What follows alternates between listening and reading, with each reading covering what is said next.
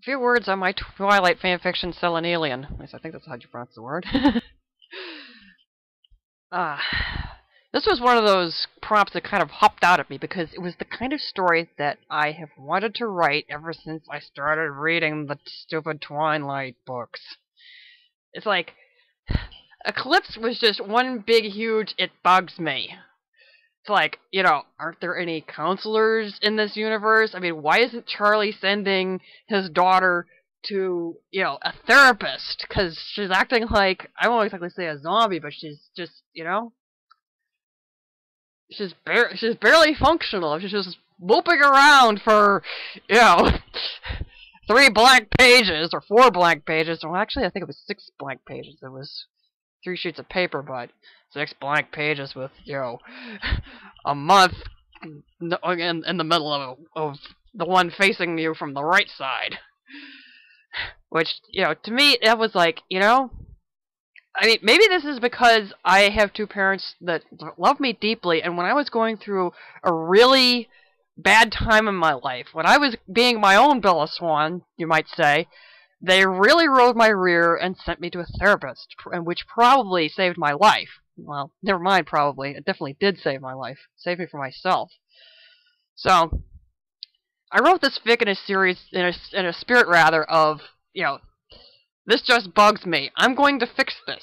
So, now, while the prompt asked for it to be set after the 2nd book, I actually haven't read past the 2nd book because, dude, there's other books I want to read. So,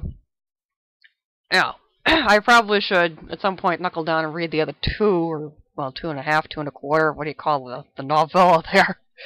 Or just, cheat and read the, the series, the authorized series companion, which, saves you a lot of trouble. It's like the Cliff's Notes for the darn, Sparkle Pyre series. So, but this was not an easy fic to write because it has to do with a parent-child dispute, and, I've been kind of dealing with the fallout from an argument that I had with some rather overbearing parental types over on the Catholic Answers forum, viz. The incident of the guy that shot up his daughter's laptop, so it's like, but I think in a way, this story actually was a bit therapeutic because it got me inside the head of, a concerned parent. Not that I'm saying that, laptop shooter was a concerned parent, but, some people, I imagine there are going to be some, kiddies reading this story, and I do plan to put it on fanfiction.net and wherever else in order to kind of twit them a little bit. Yeah, I'm that kind of person sometimes.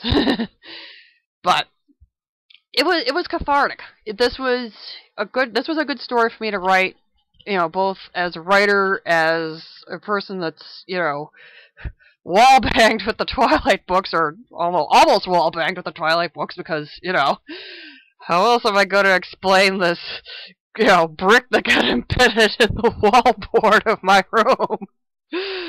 I mean, these are doorstops, and I actually do use the books as doorstops. So, it was therapeutic. This was a good story to write. This was a lot of fun. Well, I won't say fun, but it was fun in the sense that it got stuff out of my system that I'd been wanting to get out.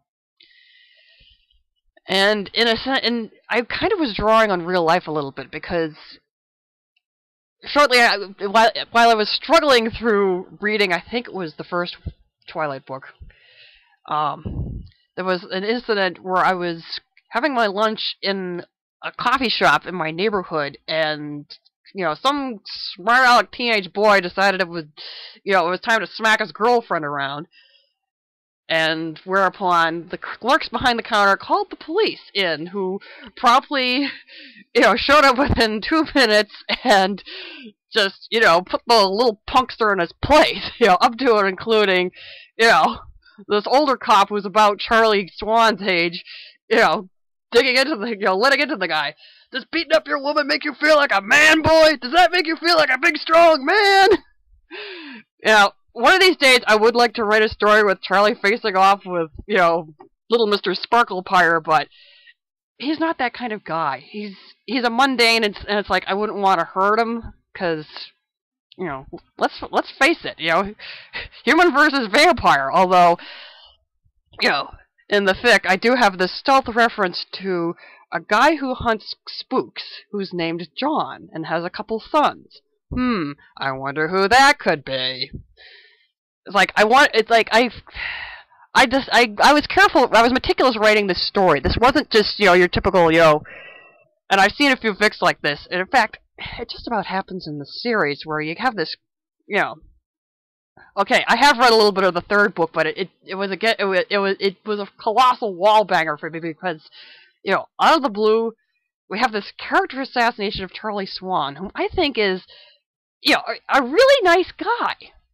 He's just getting, you know, he keeps getting screwed over by, you know, all the females in his life, including his author. So I was happy to write a story from his point of view and just, you know, show him as a nice guy who loves his daughter and is, you know, is concerned about her because she's getting herself messed up with the wrong guy and she's doing things that are dangerous to her well-being, like, you know, riding a motorcycle when she appears to have Meniere's syndrome because she's always tripping on things, and, you know, diving off of rocks in imitation of a, you know, local Native American tribe. I refuse to call them by the tribal name because they bear little resemblance to the real Indian tribe that they share a name with. Or, sorry about that, Native American tribe. Sorry. Old word habits die hard. But I left the ending a bit ambiguous. I kind of like, you know, stories that tie things off but leave things a little bit open-ended so that you can kind of not exactly make up your own ending, but just decide, you know, decide your interpretation of the ending. You know, case in point, you know, the ending of Inception. You know, does the top stay spinning? Does the top tip over? You know, so that last line of my fanfiction, that's up to you to decide what happened here. You know, so. Yeah, it was a good fic to write, and I hope that a lot of people like this, and I think that's all I have to say about this. So, thanks for bearing with my blithering and my absurd attempts at fanfiction.